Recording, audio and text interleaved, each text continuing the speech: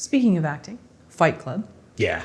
So I was watching a Joe Rogan interview, and he was talking about a huge part of martial arts is one's relationship with the master, the coach. Right.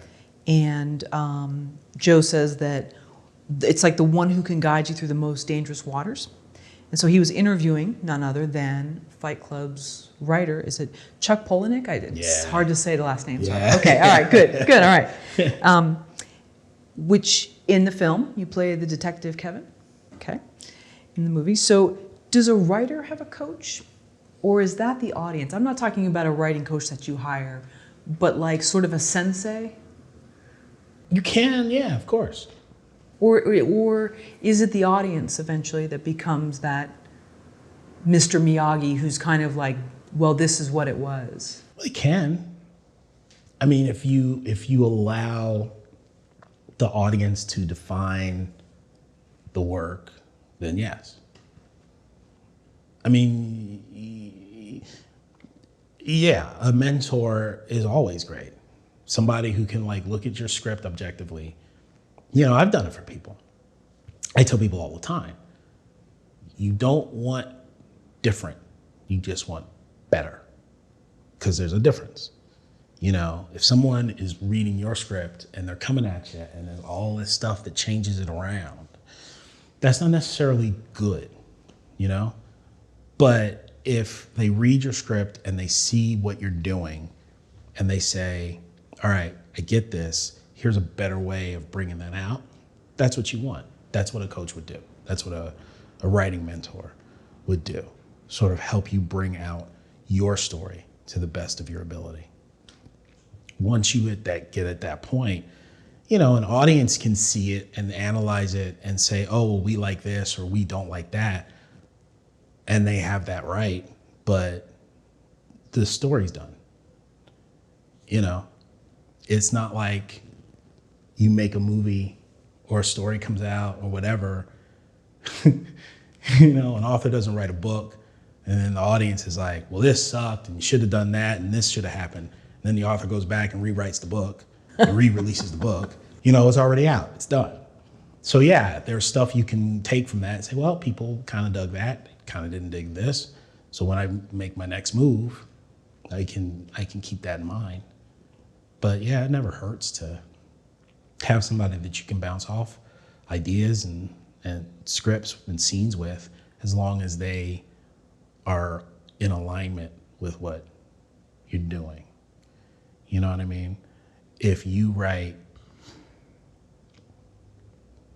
Reservoir Dogs, you don't want your mentor to be Crazy Rich Asians. You know what I mean? Because you're trying to shoot people and kill them and rob banks and whatnot. And they're like, where's the romance? Like, it's different. So people do have to understand what you're doing and where you're coming from. That's important. And on the same show, I think either Joe or Chuck said something about how a bad coach or master can really damage someone. Yep. So is that almost the critic? I don't think a critic is a coach. Because again, critic shows up at the end. You know what I mean? That's true. It's like the audience. The audience and the critic, they're kind of in the same boat because they're sitting there watching the end result of all the stuff that's already been done. You know, you need somebody that's there at the beginning when you're hatching the idea and they go, that's cool, that's cool. What if you came at it from this angle?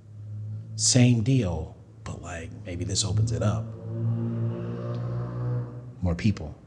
And you go, oh yeah, that's cool, that's good, that's good. That broadens the scope, or it broadens the audience, or it broadens like, you know, the viability of it. That's what you want. A critic can't do that. A critic can only show up at the end and, you know, take a shit all over what someone's already done.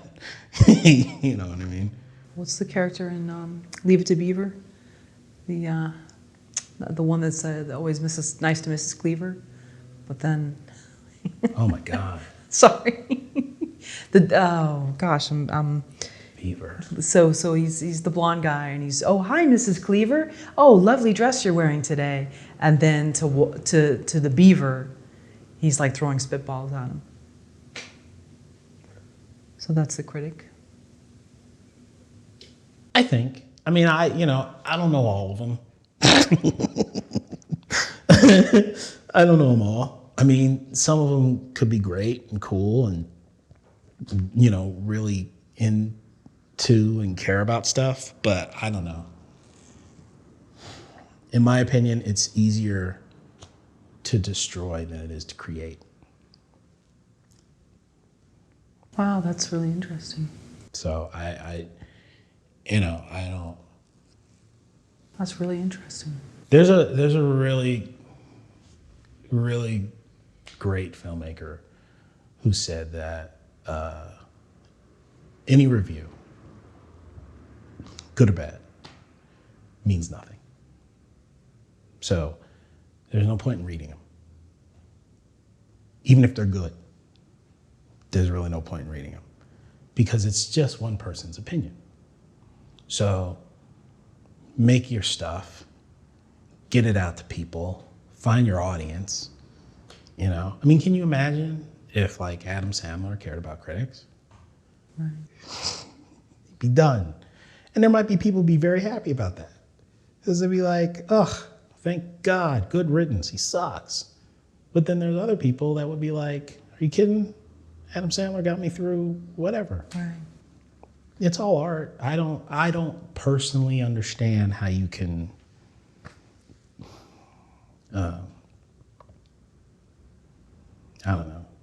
critique art. You can talk about it. You can have your own personal feeling about it.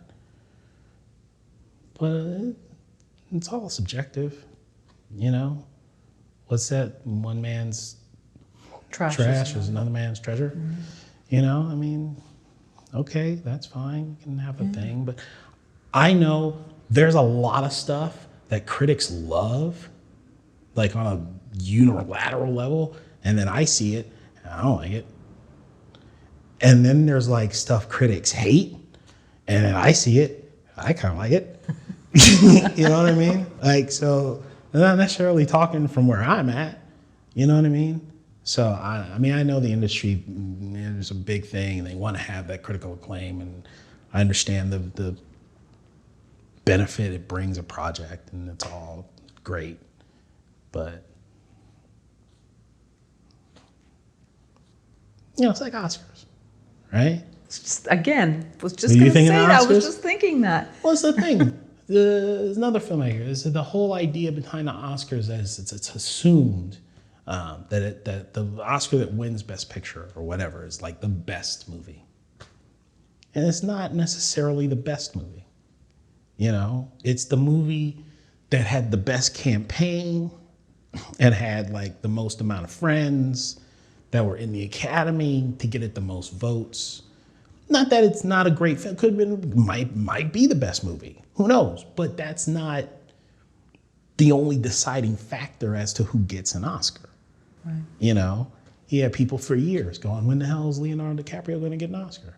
He's like putting in all these great performances, right? And then he finally got one. And everybody's like, it was about time. But like, maybe he should have had 4. I don't know. You know what I mean? Like, it's I don't know. It is what it is, and it's what you dig. If you dig it, who cares what anybody else thinks?